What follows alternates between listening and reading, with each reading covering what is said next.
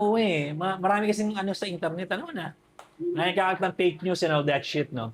Sige po, how can I help you? Ano po ba sa atin? Yung sinabi ko dun sa secretary, yung concern is yung upper and lower Yung extremities. ano po? Yung Upper and lower extremities. upper and lower extremities, anong nangyayari? Ano kasi ako, Doc, post-op ako ng L4, L5 decompression. Nagpaano kayo? Nagpa-surgery. Surgery kayo, L4, Opo. L5. Ayan, yan sinasabi ko eh, mga surgery na yan eh. Hindi siya guaranteed. No, at least alam mo na, di ba? Ang bakal pa. Oh, tapos ano nangyari? Um, Wala, parang temporary lang yung relief niya. Tapos, Tapos naka-wheelchair ka pa rin hanggang ngayon. oo. Tapos, ngayon, parang masakit na yung ano ko eh. Masakit na dito. Parang, pero na akong symptoms na sa sciatica, Doc eh. Sciatica. Oo. Right and left niya Tapos yata. nakakatayo pa ba kayo? Nakakatayo ako, kaya Nakakalakad ka? hindi. Mahirap. Kailan ka pa hindi nakakalakad? Siguro mga more than 10 years na. More than 10 years. Oh my goodness. Ah. More than 10 years kayo hindi nakakalakad. So, ang tanong ko sa inyo, anong goal natin kung di kayo nakakalakad ng 10 years na? Dati Dok, nung nagpaparehab ako, nakakalakad naman ako with the help of frame. Walker. Oo. Kailan kayo huli naglakad ng walker, na may walker? Ano lang, siguro 4 months ago, 5 months 4 ago. months ago lang? Oo. Ba't kayo natigil? Wala eh, parang napagod na rin kasi ako sa ano eh. Parang tingin ko parang walang improvement yung ano eh. Dude, you're only 54. Bata ka pa. Kaya nga Dok. Ba't ka sumusuko? Nakira naman, no? Kaya nung nakita ko yung Ayan. ano mo sa ano. Nakita mo yung LeBron James ng PT. Oh, mukhang pwede. Saka dati na rin yung ano Dok, dati nila akong pasyente sa sa show pa kayo. Pa? Sa show pa kayo. Nasa Shaw Boulevard pa, sa Mandaluyong pa. Oh. No. Nagpatingin na lang sa inyo dati. Oo. Oh, ba't di pa kayo nagtuloy-tuloy nun? Nagputangin na pala kayo dati. Ayun nga sinasabi ko sa inyo. Pag nakakita na kayo magaling, mag-stick na kayo doon. Di ba? Kaya lang, unfortunately, it is what it is. Water under the bridge na yan, move on na lang. Kasi wala nang tayong magagawa eh. Mahal mo na. Di ba? Sabi nga nila. Sige, angat nyo po yung tuhod nyo ganito. Gusto ko makita.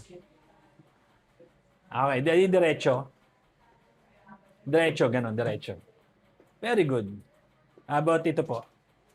Pero medyo medyo wobbly, no? Shaky. Wobbly shaky yung kanyang movement. Hindi steady. Hindi ko na-testingin kasi obviously mo walang power, no? So for the last 10 years, I'm sure, hindi ko pa nasabi sa ito kasi recently ko lang sinasabi sa mga pasyente ito eh. For the last 10 years, kailan ka na-operahan by the way? 2010 yata, Dok. 2010. So 2010, nagkita tayo, malamang 2015, 2016 sa show, no? So, for the last 10 years, hindi lang eh. For the last 15 years, 16 years, ganyan. Nung na-opera ka, hindi na bumalik yung muscle mo sa pagtatrabaho. Ano yung sabihin nun? Let's say may 10 muscle, marami pero 10 lang daliri ko eh. Maring ang bumalik lang sa'yo, maring 5 lang nung time na yon. Yung na-activate, Yung 5 na yon, enough yun para makatayo ka, makalakad ka with a walker, pero hindi siya sapat para maging normal ka. Kasi kulang naman talaga eh. Tapos yung 5 nagtatrabaho na yun, mapapagod. Kasi siya lang nagtatrabaho, pag napagod yun, mangyayari titigas yun. Ang tawag doon, muscle spasm. Yung spasm na yun, yung hindi na nagko-compress sa spine para lalong lumabas yung mga disc mo. Sabi niya, meron kang disc herniation, disc bulge, spondylosis, stenosis. Yun mga sinasabi sa MRI eh. Kasi nga nagkaroon ng compression. Ano ba nagpapagalaw sa buto? Muscle, di ba? Yung spine, joint yan, buto yan. So, pinapagalaw lang yan ng muscle which are muscle spasm, in your case, na nagkukos ng compression. Right. Parang gumawa ng peanut butter sandwich na overcompress mo lumalabas, di ba? Parang ganon. Ngayon, ang ginawa sa'yo, maaaring ginawa sa'yo, lumabas yung peanut butter, tinanggal yung lumabas. Nilinis nila yon. Pero ang problema, ipit pa rin.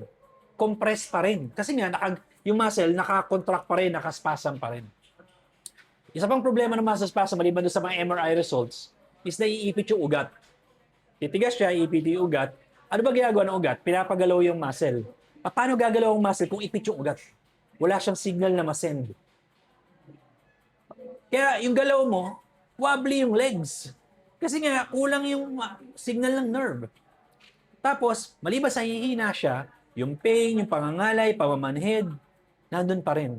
Kasi nerve ang nakakaramdam. Dalawa function niya. Pinapaandar ang muscle, pakiramdam. Function ng ugat, ng nerves. In your case, paulit-ulit yun for the last 16 years or so. 15, 16 years. Tapos yung muscle fiber mo na 5 na natira, initially, maaaring naging 4 na lang, maaaring naging 2 na lang, ang 3 na lang, maging 2 na lang. Kaya, 4 months ago, sumuko ka na. Ayoko na mag-walker, di ko na kaya. Kasi nga, pabawas yung muscles na nagtatrabaho sa'yo. Ang problema, pag matagal na ipit ang nerve, tumitigas yung mga muscle. At the same time, mapaparalyze na siya. Yun. Yun ang nangyayari sa inyo. So, doon dapat dating gawin. Ngayon, medyo matagal na to. Nangyayon ko sa mga tao, kayo mag-expect ng himala. Wala namang himala, sabi ni Nora Honor eh. Di ba? So, tatrabahuin natin siya. Gagawin natin ganito. Na-treat ka na ba? Hindi pa. Hindi pa. Magta-trial muna tayo ngayong araw na to. Susubukan natin kung yung therapy na ginagawa namin bagay ba sa'yo o hindi. Kung bagay, kasi aminado naman ako hindi lahat gagaling. Hindi lahat ng tao makapagaling ko. So hinahanap ko yung mga tao ngayon through the trial.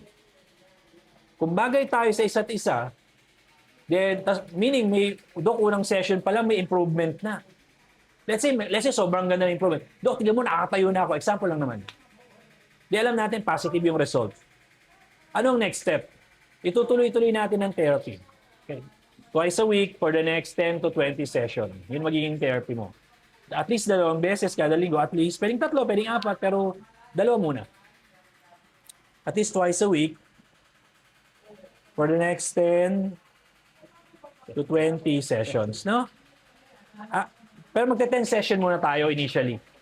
Kasi may ingat ako eh. Trial muna, tapos 10 session muna bago tayo gumawa ng panibagong desisyon. So, pag yung 10 session, kausapin uli kita from 1 to 100%. Gaano kalaki na pagbabago? Pag sinabi mo sa akin, Dok, mga 80 to 90% na.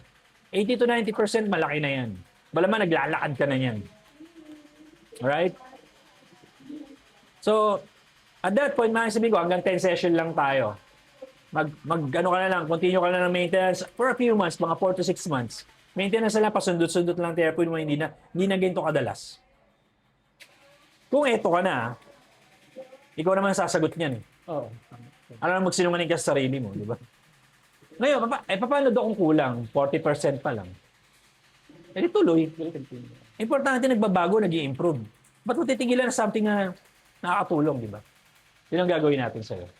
So, ngayon araw na to, magte-therapy ka muna, magta-trial session ka, and then from there, ikaw mag-evaluate. Sabi mo, ikaw, evaluate mo sa sarili mo. May pagbabago ba ako nakita? Mukhang gagaling ba ako dito? And then, ito yung next step, kung yun ang decision mo. Kung yun ang pakiramdam mo. Okay? Very klaro naman, no? Kasi ayoko na nag-waste tayo ng panahon.